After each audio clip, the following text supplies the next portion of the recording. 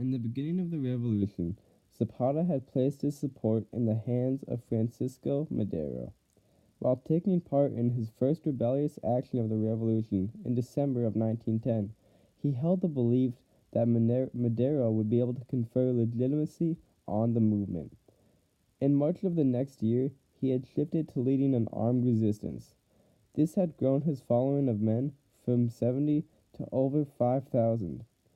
With the assistance of Zapata and his rebels, the government had evacuated its own troops, leaving the state to rebel hands on May 21st of 1911.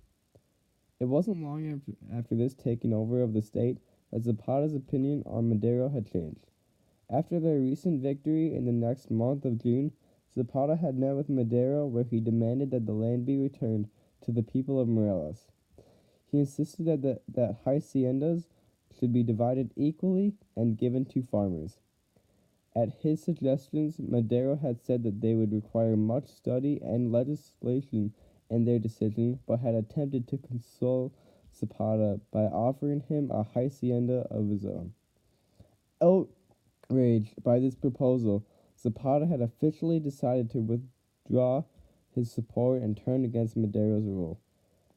After the declaration of his resistance to the new state, there was the discharge of some 3,500 of his rebels, which had led Zapata to flee to Morelos with those who could escape.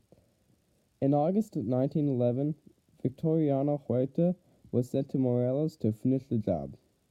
He was tasked to discharge all of the Zapatista rebels through force if needed. Even with this looming threat, Zapata continued to rearm and resist as he ransacked the state. It was in September, after barely escaping capture, that the hostilities between the Zapatistas and the federal forces were renewed. It was the elected presidency of Madero in November that Zapata and his chief lieutenants created their own agrarian plan. This was a program to be found in their plan of Ayala that called for the return of the land to indigenous people. This plan wrote of their demands for land, liberty, and justice. It claimed Morelos to be just another tyrant betraying the Mexican people for his own gain.